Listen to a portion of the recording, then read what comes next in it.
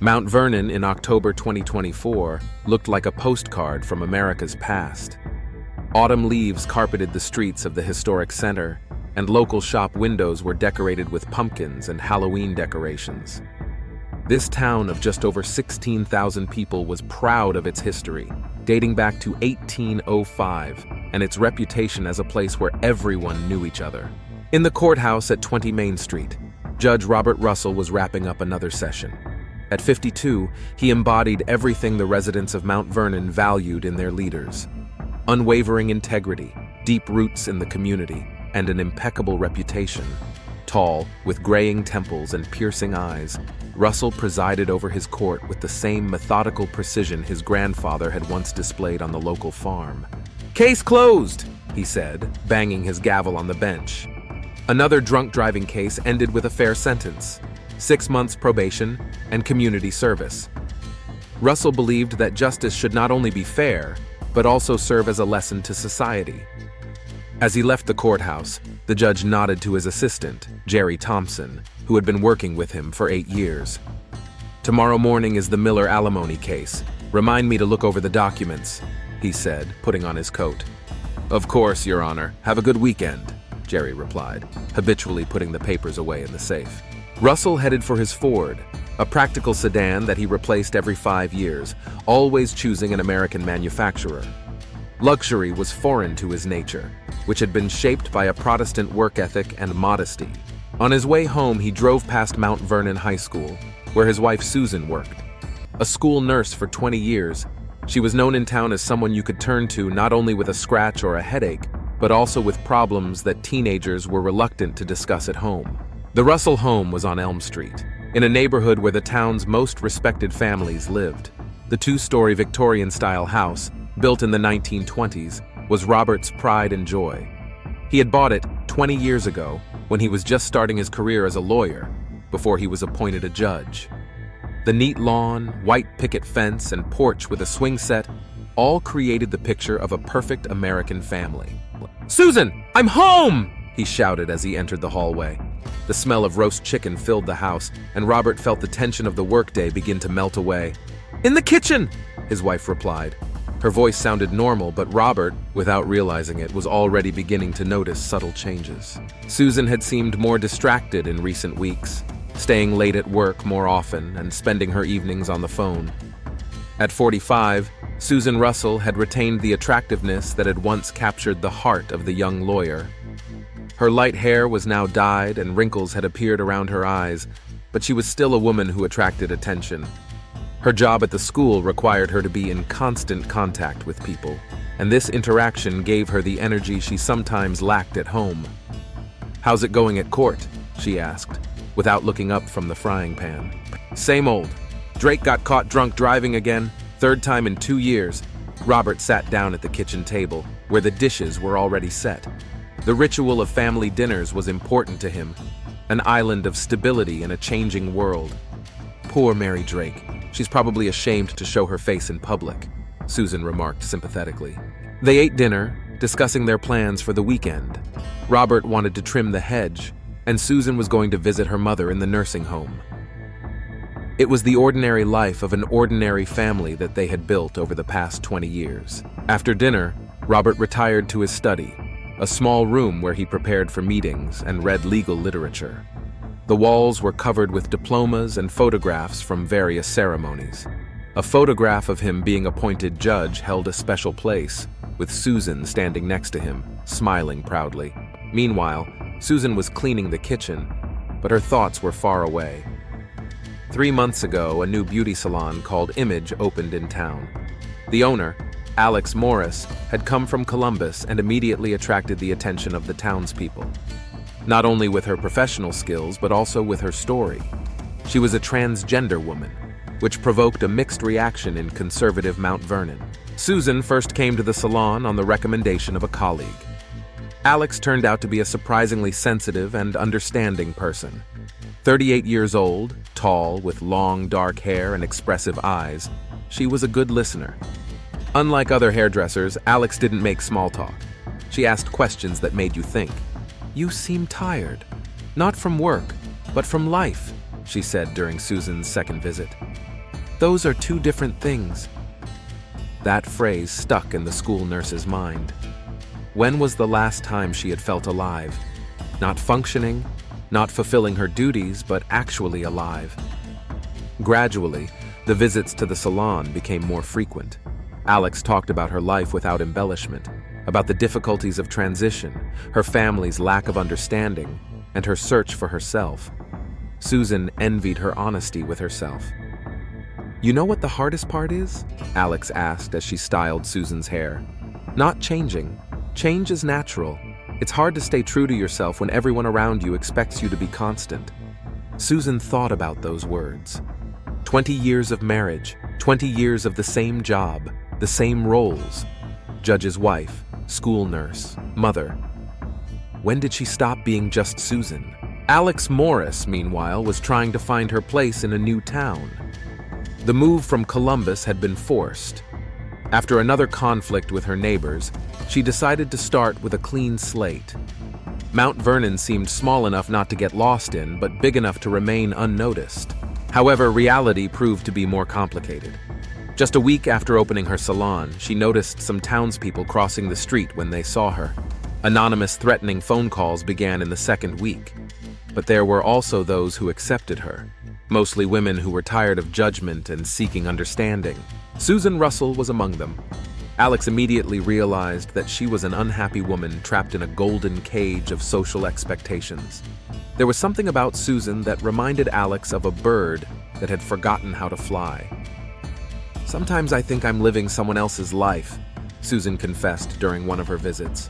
"Whose?" Alex asked. "The one I'm supposed to be. A judge's wife, a pillar of society. Where am I?" Alex smiled sadly. "I think you're here. You're just afraid to admit it." Meanwhile, rumors began to spread around town. Mount Vernon was too small a place for anything to go unnoticed. The judge's wife regularly visits that transgender woman's salon. That alone was enough to fuel the gossip. There were also observations that Susan looked younger, smiled more often, and walked with more confidence. Robert Russell, a man of detail and observation, couldn't help but notice the changes in his wife. But he attributed them to middle age and perhaps a new hobby. He was even glad that Susan had found something that brought her pleasure. The judge had always been proud of his wife's appearance. It was part of his public image. However, some of his colleagues were less tactful. Thomas Grant, the district attorney and an old friend, hinted at it during a game of golf. "Robert, don't you think Susan is going to that new salon a little too often?" "What do you mean, Tom?" "Just people talking. You know how it is in small towns." Robert frowned. "People always talk. My wife has a right to take care of herself." Sure, just the salon owner, she's special." "Special in what way?" Tom cleared his throat awkwardly. "She's transgender, Robert. Some people think a judge's wife should be more careful about the company she keeps." Judge Russell felt a familiar wave of irritation rising inside him. He didn't like being told how to live his life, not even by his friends. But the seed of doubt had been sown. That evening, he took a closer look at Susan. She had indeed changed, not just outwardly. A new haircut, brighter makeup, a new wardrobe. Something about her behavior had changed. She was more lively, more present, and at the same time, more distant from him. "Susan," he said as they were getting ready for bed, "maybe we should go somewhere for the weekend. We haven't been away together in a long time." She hesitated, buttoning her nightgown. "I have plans for Saturday. I made plans with a friend." "What friend?" "Alex, from the salon. We're going to Columbus to shop." Robert nodded, but something in her tone alarmed him. Too quick, too casual. That's how people talk when they want to avoid further questions. That night, he lay awake for a long time, listening to his wife's steady breathing. 20 years of marriage, and he had never doubted their relationship. Yes, the passion was gone, but something more important remained: partnership, common goals, stability. Or so he thought. November brought the first frosts to Mount Vernon. The bare branches of the trees on Elm Street cast strange shadows on the sidewalks, and residents hurried to finish their fall work in their gardens. For Susan Russell, this month was a time of inner change that she had not yet dared to name aloud. Every visit to the image salon was an island of freedom for her. Alex had a rare gift. She knew how to create an atmosphere of complete trust. In her presence, Susan felt not like the wife of a respected judge, but simply a woman with her own dreams and doubts. "Do you know what the hardest part of my job is?" Alex asked, massaging Susan's head before washing her hair. "It's not the technique of cutting or coloring. The hardest part is not falling in love with my clients." Susan felt her heart skip a beat. "What do you mean?" "Women trust me with their secrets, their fears. They take off the masks they wear for everyone else. Seeing a person without a mask is very intimate." Alex carefully applied shampoo, her fingers gently massaging the scalp. "Especially when you realize that the mask is causing pain to the person wearing it." Susan closed her eyes, enjoying the touch. When was the last time she had felt such tenderness? Robert was a good husband, but their physical intimacy had long since become routine, devoid of passion and discovery. "Alex," she whispered, "I don't understand what's happening to me." "You're waking up," Alex replied, continuing the massage. "It's always scary." After the treatment, they went to a cafe across the street from the salon. Mary's was a small place, one of the few in town where you could talk in peace. The owner, Mary Johnson, had been working there for 30 years and had seen enough human drama to be surprised by nothing. "Tell me about yourself," Susan asked, stirring her coffee. "The real you, not what people think you are." Alex smiled sadly. "The real me? I grew up in a family where boys don't cry or play with dolls. I learned to hide my feelings so well that I lost them for years. I worked as a mechanic because it was the right thing to do. I got married because it was the right thing to do." "You had a wife?" "I did. Lisa. She was a good woman. She tried to understand, but how do you explain to someone that you're living someone else's life? That every morning you put on a suit that doesn't fit your soul?" Susan felt something tighten painfully in her chest. "What happened?" "I couldn't take it anymore. At 35, I realized that if I didn't change everything now, I would never be able to live a real life. Lisa left. I don't blame her. She married a man and got a woman who had been hiding inside all those years. Aren't you afraid to live so openly?" "Every day. But you know what's even scarier? Living a lie, waking up every morning and pretending to be someone else." Susan was silent, thinking about what she had heard. There was something in Alex's words that resonated with her own feelings. "What about you? Tell me about your life," Alex asked. "What can I tell you? I got married at 25 to a man I respect. I had 2 children and raised them. I work at a school, helping teenagers. I live in a beautiful house and have everything I need to be happy. But you're not happy." It was a statement, not a question. Susan looked up and met Alex's gaze. "I don't know what happiness is. I know what satisfaction, comfort, and stability are. But happiness? When was the last time you felt desired?" The question was quiet, but it hit its mark. Susan felt her face flush. "Robert and I are a normal married couple." "That's not an answer to my question." Susan looked away. "A long time ago. A very long time." Alex reached across the table and covered her hand with hers. "Susan, wanting and being wanted is not a luxury. It's a basic human need." The touch was warm, electric. Susan felt a shiver run through her body, one she hadn't felt in many years. "Alex," she began, but stopped when she saw a familiar figure in the cafe window. Detective Michael Stone was walking by, accompanied by a young officer. His gaze lingered on their table, and Susan instinctively pulled her hand away. Michael Stone had been with the Mount Vernon Police Department for 15 years. He had seen enough to develop professional observation skills that never switched off, even in his free time. The Judge Russell's wife, sitting in a cafe with the new salon owner, holding hands, was definitely worth remembering. Stone wasn't a gossip, but he knew how a small town worked. Information had a way of spreading faster than a forest fire, especially when it came to people in high places. "Sergeant Davis," he said to his partner as they walked away from the cafe, "what do you know about the new owner of the beauty salon?" The young officer perked up. "Alex Morris, transgender from Columbus, moved here 3 months ago. Clean record, no offenses, although some residents have complained. What exactly are they complaining about? Well, about her being her. People say it's not the right place for people like her. Anonymous calls, some graffiti on the salon wall. Stone nodded. He didn't share the prejudices of some of the townspeople, but he understood that Alex's presence created tension in a conservative community. Keep an eye on the situation. If anything serious happens, I want to know first. Meanwhile, Robert Russell was wrapping up another court session.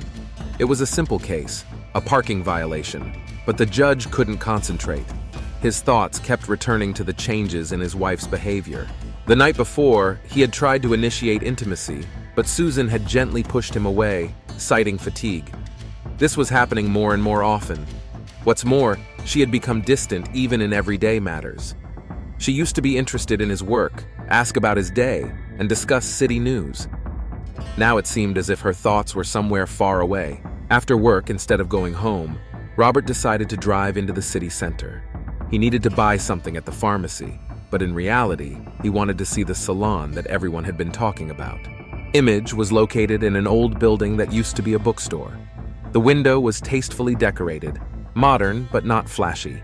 Through the glass, he could see the interior: light walls, comfortable chairs, mirrors in stylish frames. An ordinary beauty salon, nothing special. But then he saw the owner. Alex Morris was standing by one of the chairs working with a client, tall, elegant, with long dark hair and delicate features. Robert tried to find something in her appearance that would reveal her background, but he couldn't. She just looked like a beautiful woman who was passionate about her work. And then he saw his wife. Susan was sitting in the waiting area, leafing through a magazine. But she wasn't just waiting for her turn. She was watching Alex with an expression Robert couldn't quite place. Admiration? Tenderness? Something he hadn't seen in her eyes in many years. Robert quickly stepped away from the window, feeling like a voyeur. But what he had seen stuck in his mind like a splinter. That look, that focus on another person. That evening at dinner, he decided to test the waters. "How's the salon?" he asked as casually as he could. "Fine. Alex is very talented," Susan replied without looking up from her plate. "Do you like her?" "What do you mean?" "As a person. You talk to her, don't you? It's not just haircuts." Susan finally looked up. "Yes, I like her. She's smart, interesting. She's had a difficult life, but she's coping." "Difficult in what way?" "Robert, you know who she is. It's not easy in this town." "And that doesn't bother you?" The question hung in the air. Susan looked intently at her husband. "Should it? She's not doing anything wrong. She's just trying to live her life." "People talk." "What people? What are they saying?" Robert felt he was walking on thin ice. "Just that some people think a judge's wife should be more careful about who she associates with." Susan put down her fork. "Robert, I'm 45 years old. I think I can decide for myself who I associate with." "Of course you can. Just what? Are you afraid of what people will say, or are you afraid of something else?" "What should I be afraid of?" "I don't know. Maybe you're afraid that I've finally found someone who understands me?" The words came out harsher than Susan intended. She saw her husband's face change and realized she had said too much. "I'm sorry," she added quickly. "I didn't mean it that way." But it was too late. Robert had heard what he was afraid to hear. His wife had found understanding in another man, a man who represented everything he couldn't accept. "I'm going to my study," he said, getting up from the table. "I need to prepare for tomorrow's meeting." Left alone, Susan felt guilty. She didn't want to hurt Robert, but the words had slipped out. She had been living in a state of constant inner conflict for the past few weeks. On the one hand, she felt guilty toward her husband, and on the other, she had a growing desire to be with Alex. She took out her phone and wrote a message. "Can we meet tomorrow after work?" The reply came almost instantly. "Sure. Do you want to talk?" "Yes. I need some advice. Come over to my place. We'll talk as long as we need to." Susan felt her heart beat faster. The next day, she spent the entire day thinking about the upcoming meeting. At school, she went through the motions. but her mind was preoccupied with one thing. What would she say? How could she explain something she didn't understand herself? Alex lived in a small house on the outskirts of town. It was a modest one-story building that she rented from an elderly widow. The house needed repairs, but Alex was gradually fixing it up. "Come in," she said, opening the door. "Sorry about the mess. I haven't finished settling in yet." Inside, it was cozy despite its simplicity. Alex had good taste, and even the inexpensive furniture looked stylish. Black and white photographs hung on the walls and candles stood on the tables. "Would you like some tea? Or something stronger?" "Tea, please." They sat down on a small sofa. Alex brewed some herbal tea, the aroma of which filled the room. "Tell me what happened," she said gently. "Robert and I were talking about you yesterday. He's worried." "About what?" "About what people are saying, about me coming to see you too often." Alex nodded. "I expected this. In small towns, everyone knows everything." "Alex, I don't know what's happening to me. When I'm with you, I feel alive. But then I go home and realize I'm betraying my husband." "Betraying him with what?" "With my feelings." Alex put her cup on the table and turned to Susan. "What do you feel?" "I don't know. It scares me." "Susan, look at me." Susan looked up. Alex's face was serious but kind. "Feelings aren't right or wrong. They just are. Betrayal is when you act against your principles. But what if your principles are outdated? I don't understand. You live by rules that someone else has set for you. Society, family, your husband. Where are your own rules?" Alex slowly reached out and touched Susan's cheek. "I don't want to destroy your family, but I can't pretend that I don't feel what I feel." "What do you feel?" "I'm in love with you." The words came out simply, without drama. Susan felt the world around her freeze. "Alex, you don't have to say anything. I just wanted you to know." But Susan couldn't stay silent. Something inside her broke, and all her pent-up feelings poured out. "Me too," she whispered. "I'm in love with you too." Alex leaned closer. "Are you sure?" Instead of answering, Susan closed the distance between them. Their lips met in a kiss that was both tender and passionate. Susan felt her whole body respond to his touch. They kissed long and hard, like people who had been holding back for too long. When they finally pulled apart, Susan was crying. "What now?" she asked through her tears.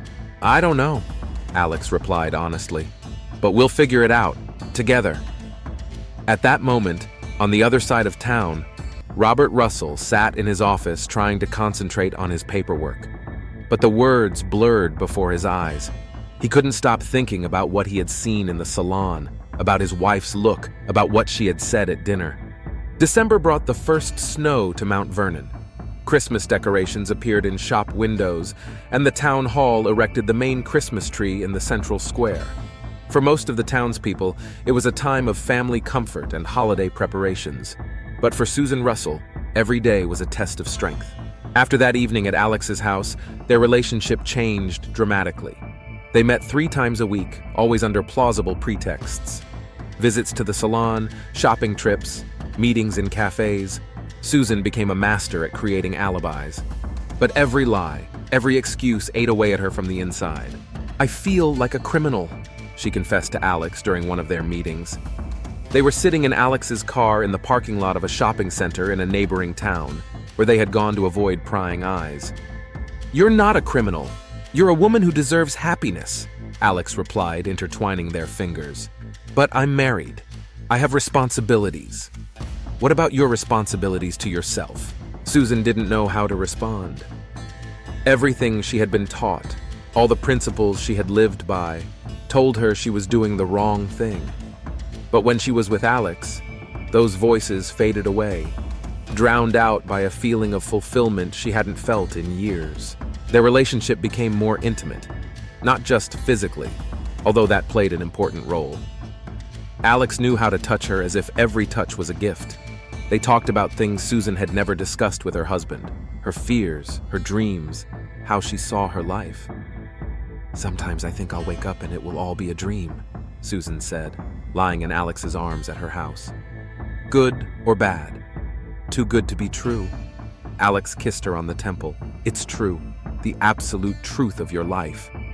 But the truth has a way of coming out, especially in small towns. Robert Russell increasingly noticed strange behavior in his wife. She became distracted, often not hearing him when he spoke to her. Her phone constantly beeped with messages, which she read with a smile but never shared. One evening, while Susan was taking a shower, her phone vibrated on the nightstand. Robert wasn't going to peek, but the screen lit up and he involuntarily read the beginning of the message. I miss you. Can't wait for tomorrow. The sender was listed as AA. Robert felt a chill run through him.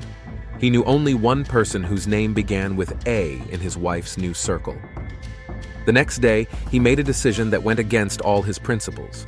Robert Russell, a judge and a man of the law, decided to follow his wife. Susan, as usual, said she would be staying late at school to prepare for the students' medical exams. But instead of going home, Robert parked across from the school and waited. At 5 o'clock, he saw his wife leave the building, get into her car, and drive not toward home, but toward the city center.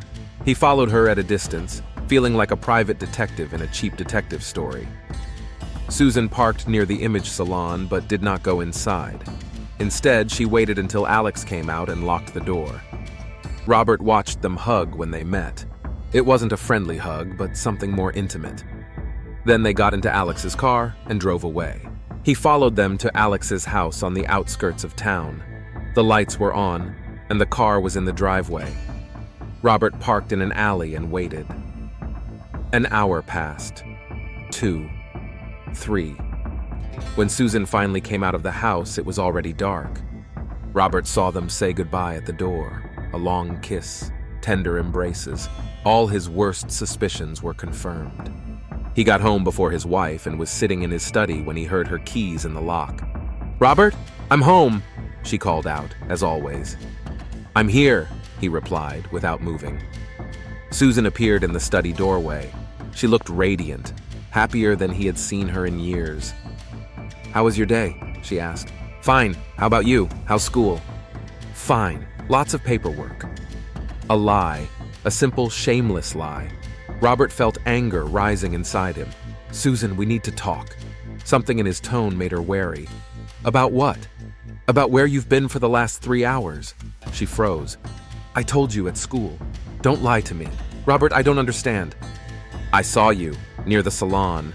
I saw you get into the car with that Alex Morris." Susan turned pale. "Have you been following me?"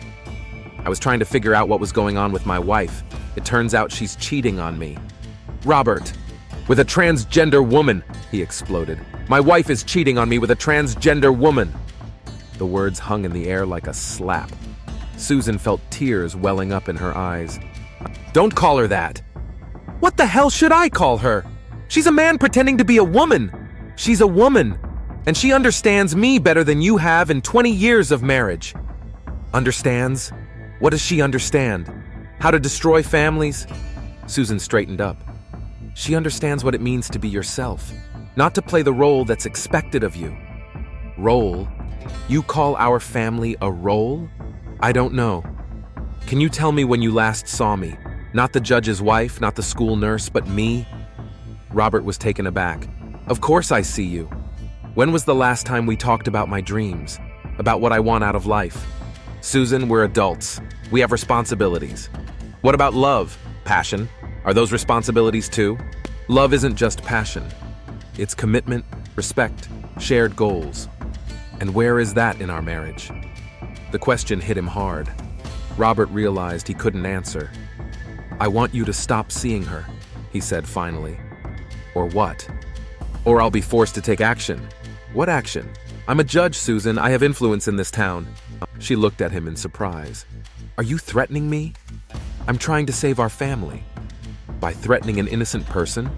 "Innocent? She's destroying someone else's marriage.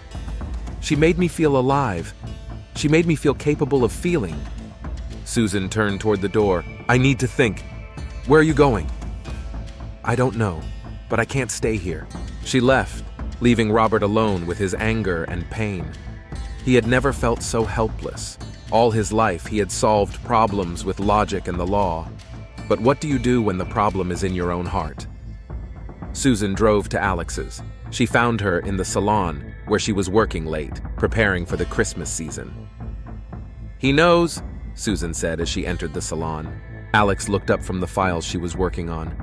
"What happened?" "Robert followed me. He saw us. He knows about us." Alex stood up and walked over to her.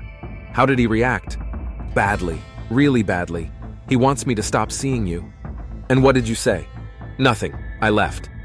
Alex hugged her. "Susan, I don't want to be the reason your family falls apart." "My family is already falling apart. I just didn't want to see it." "What do you want to do?" "I don't know. He's a judge. He has power. He can hurt you." "How?" "Find a reason to arrest you, create problems with your business. It's not difficult in a small town."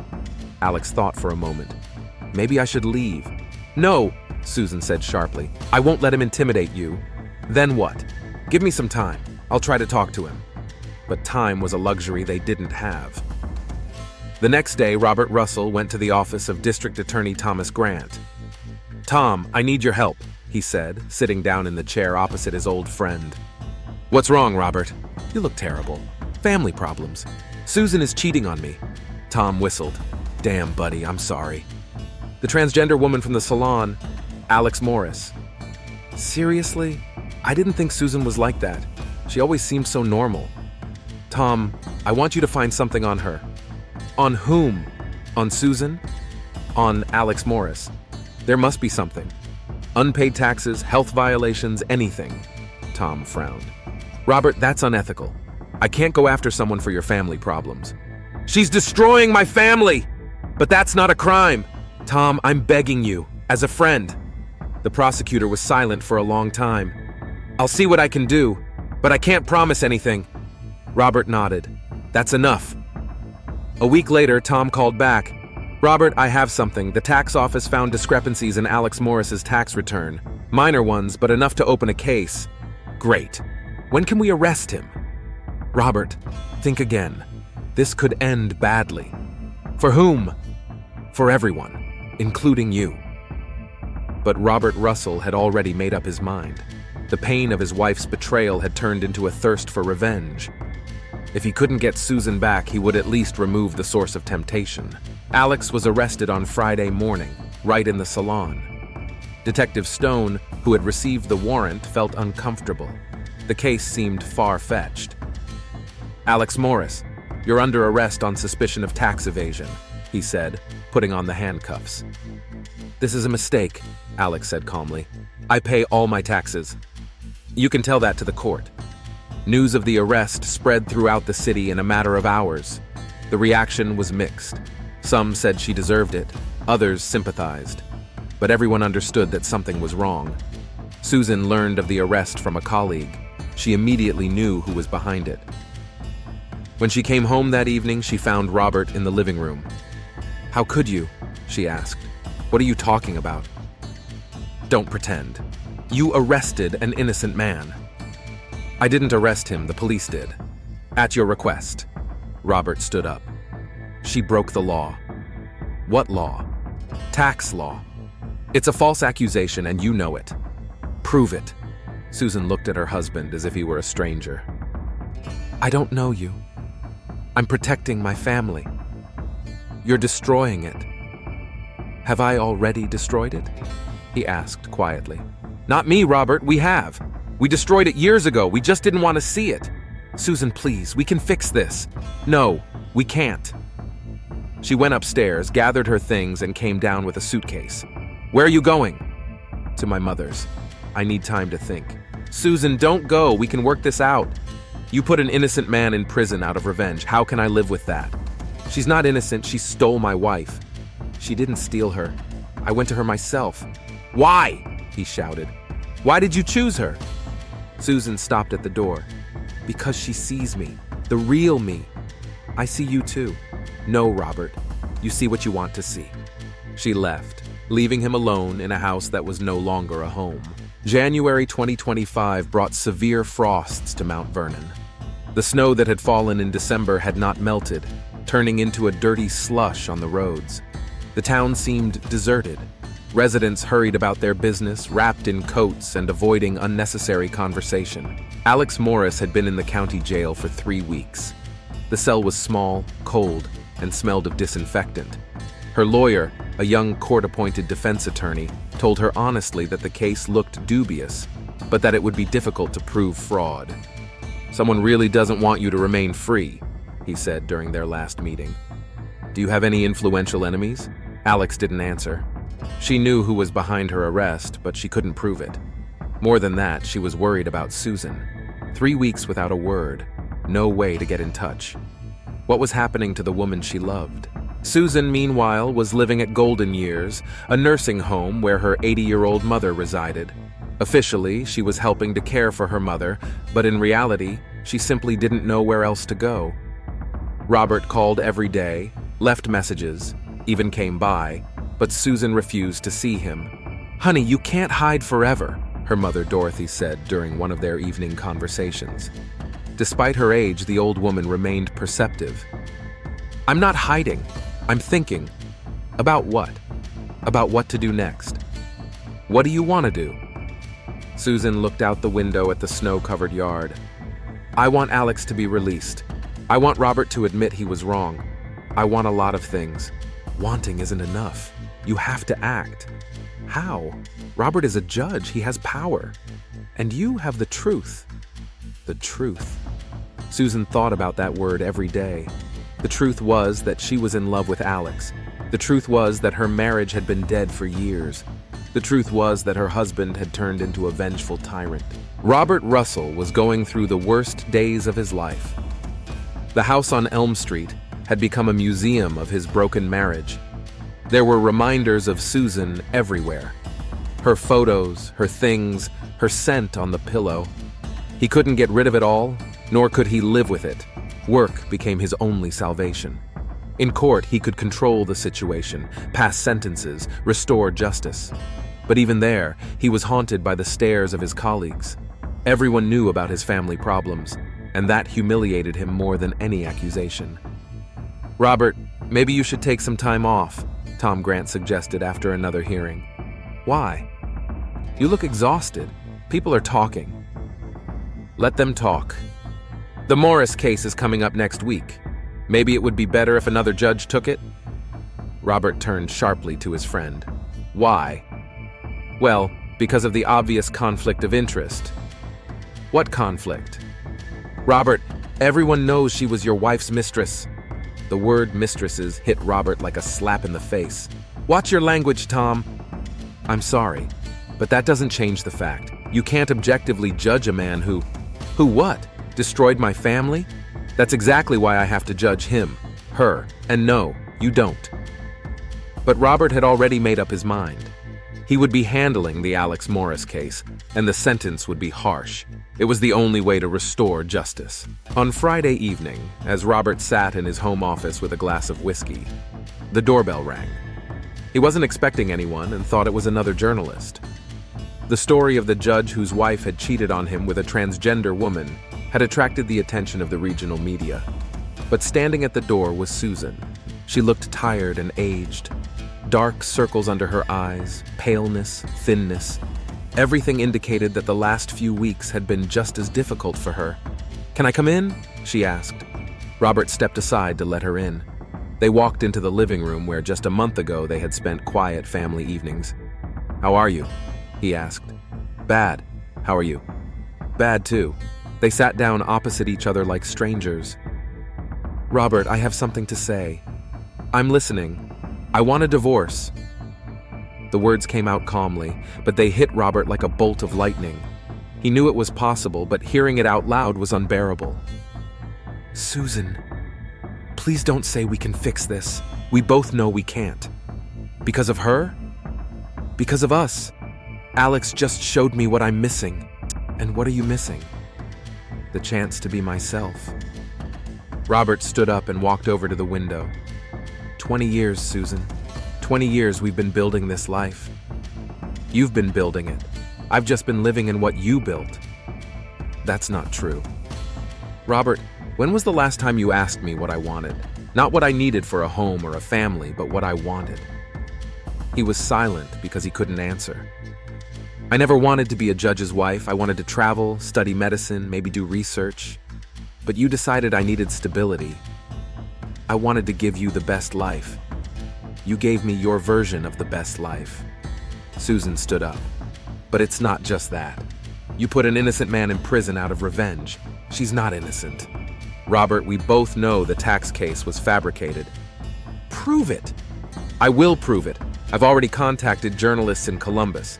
Next week, there will be an article about how a judge is using his power for personal revenge.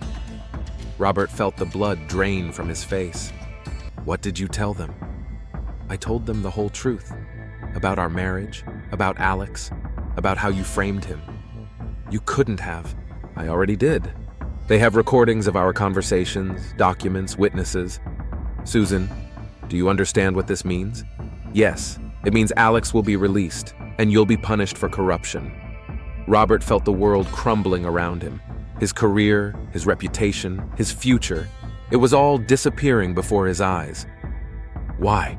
He whispered. Why are you doing this? Because it's the right thing to do. You're destroying me. No, Robert. You destroyed yourself. Robert was silent for several minutes, thinking about what he had heard. Then he stood up and walked into his office. Susan waited, thinking he had gone to collect his thoughts. But when he returned, he was holding a gun. Robert, what are you doing? She asked fearfully. I'm correcting a mistake. What mistake? The one I made in letting you get this far. Susan backed toward the door. Robert, put the gun down. No. You want to destroy my life? Then I'll ruin yours. Think about what you're doing. I have. For 3 weeks I've thought about how you betrayed me, how you chose a pervert over me. Robert, please. You know what the worst part is? It's not that you cheated on me, it's that you loved her more than you loved me. Susan stopped at the door. Robert, I never wanted to hurt you. But you did, and now it's my turn. The shot rang out deafeningly. Susan fell at the door, clutching her chest. Blood began to seep through her fingers. Robert stood over her, still holding the gun. Adrenaline raced through his veins, but his mind was already calculating his next steps. Susan was still breathing, but weakly. Her eyes were clouding over. Robert, she whispered. Why? Because you left me no choice, he replied coldly. A few minutes later, Susan Russell was dead. Robert sat down in a chair and looked at his wife's body. 20 years of marriage had ended with a gunshot. But instead of remorse, he felt a strange sense of relief. The problem was solved. No one could humiliate him anymore. Now, he had to think about how to present it to the police. Judge Russell, a man who had worked with the law his entire life, knew how to create a plausible version of events. He put on gloves and examined the scene. There were no signs of a struggle. That was bad. He had to make it look like someone had broken into the house. Robert broke a window in the kitchen, scattered the contents of several drawers, and overturned an armchair in the living room. Then he took Susan's purse and took out the money and credit cards. He carefully wiped the gun and put it in the safe. Tomorrow he would turn it into the police station, saying he wanted to check if it had been used in a crime. An hour later, the house looked like a crime scene. Robert changed his clothes, threw the bloody clothes in a dumpster in a neighboring neighborhood, and then drove to a bar on the other side of town. Judge Russell, the bartender greeted him. Long time no see. Tough times, Mike. Give me a whiskey. Double. Sure. How's it going at home? Not great. Susan and I are going through a rough patch. Robert sat at the bar until closing time, deliberately attracting the attention of other patrons.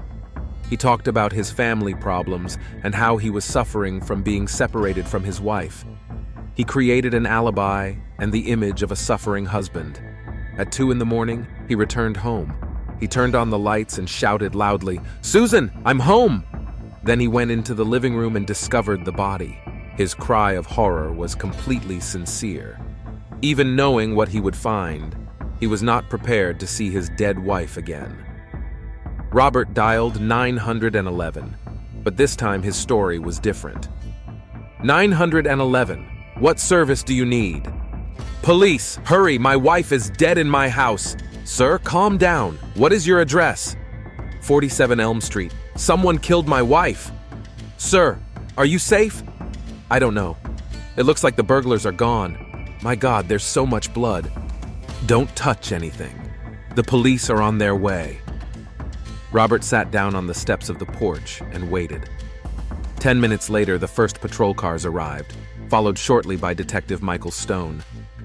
Judge Russell, my condolences, Stone said as he approached him. Tell me what happened. I don't know, Robert replied, feigning shock. I came home around 2 and she was lying in the living room. Where were you last night? At Joe's bar. They know me there. I was trying to forget. Susan and I were having problems. Stone nodded. We know. I'm sorry to pry, but it could be important for the investigation. I understand. Do your job. The crime scene investigators worked through the night.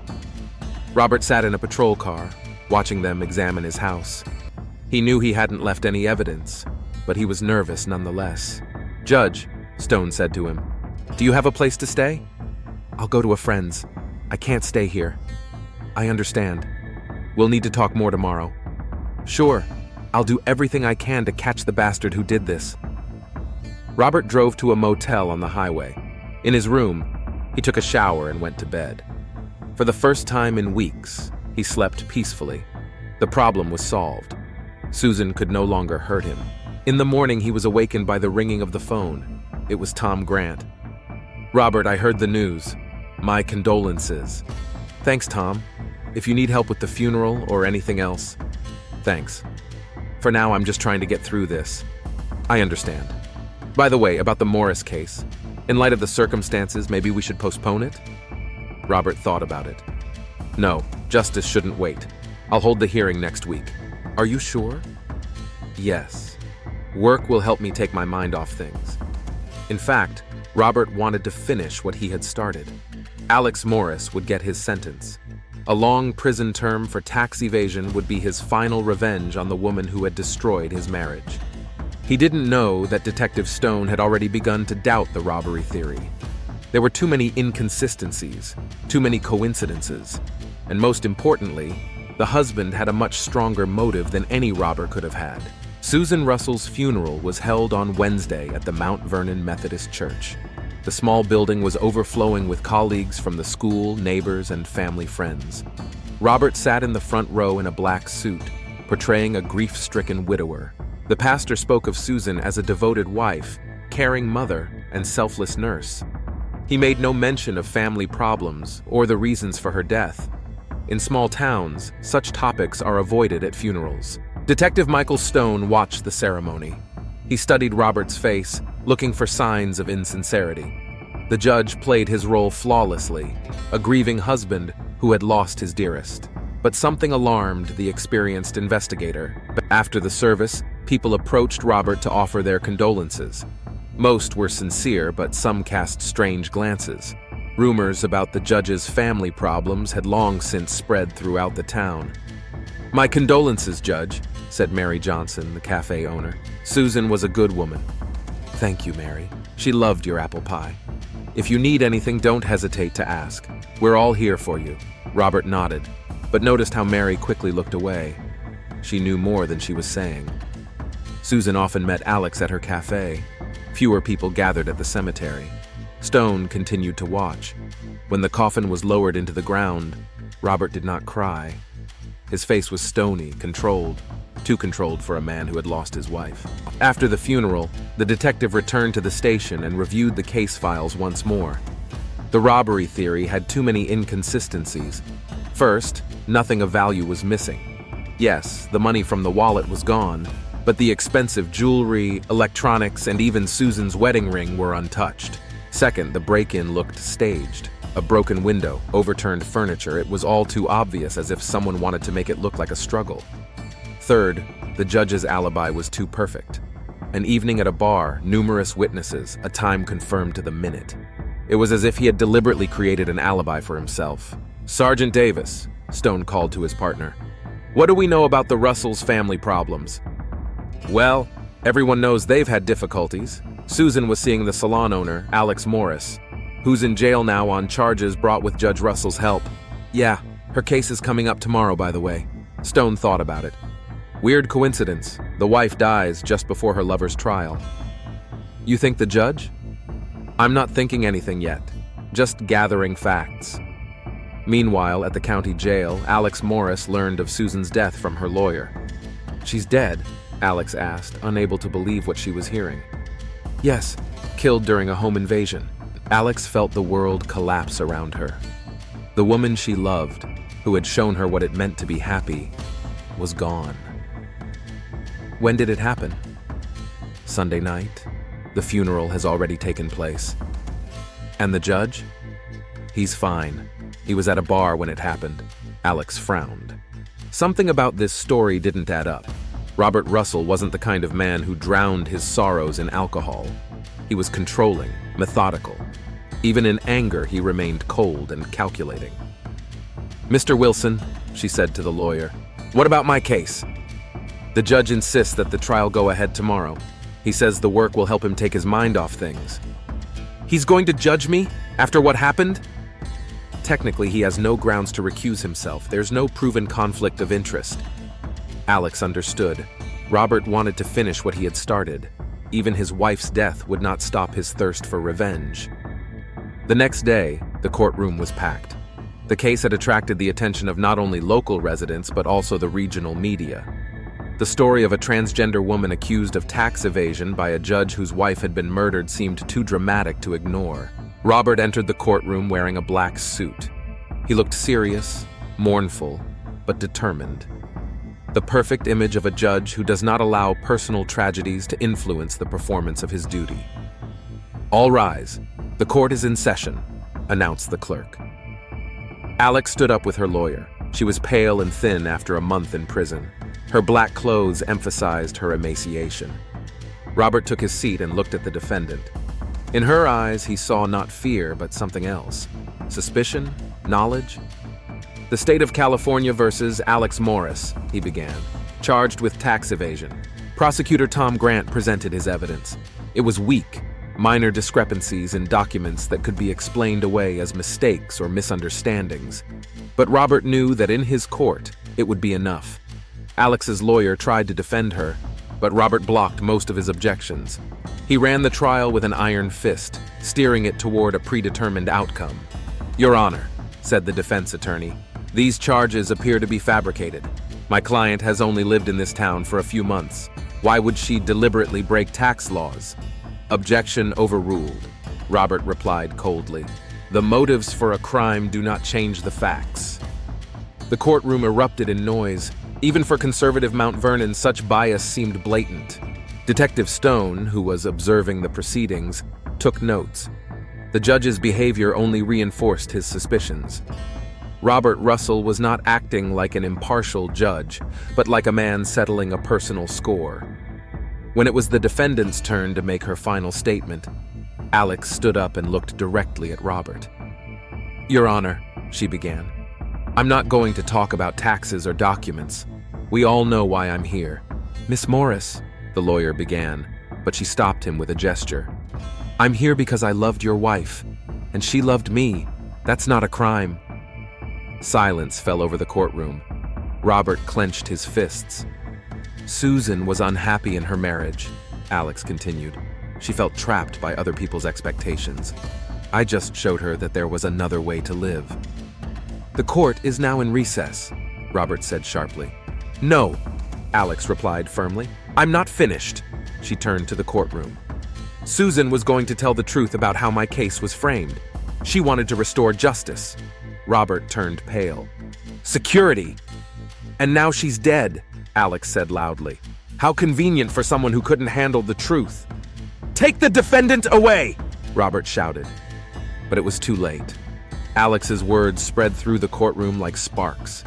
People began to realize that perhaps Susan's death was not an accident. Stone left the courthouse with a new understanding of the case. If Alex was telling the truth, then the motive for the murder was not robbery but a desire to silence his wife forever. That evening, the detective decided to test his theory. He drove to Joe's bar, where Robert had allegedly spent the evening of the murder. Mike, he said to the bartender, remember Sunday? Judge Russell was here? Yes, he was. It was strange to see him here. Why strange? Well, he's not a drinker, and he ordered several double whiskeys. What time did he arrive? Around 9. He stayed until closing time. Was he drunk? Mike thought for a moment. No, he drank a lot, but he seemed fine. It was like the alcohol didn't affect him. What was he talking about? His wife. He was complaining that they were having problems, but it was kind of dramatic, like he was acting. That was another clue. Stone decided to dig deeper. The next day, he received the results of the forensic examination. The bullet that killed Susan was fired from a .38 caliber pistol. Such weapons were often carried by judges and other government officials. "Davis," he called to his partner, "check if Judge Russell has a registered firearm." Already did. He does. A service .38, issued when he was appointed. Where is it now? The judge brought it in himself yesterday, said he wanted it excluded from the investigation. Stone smiled. How thoughtful. A forensic examination of the weapon showed that the gun had been thoroughly cleaned, but micro traces of gunpowder remained.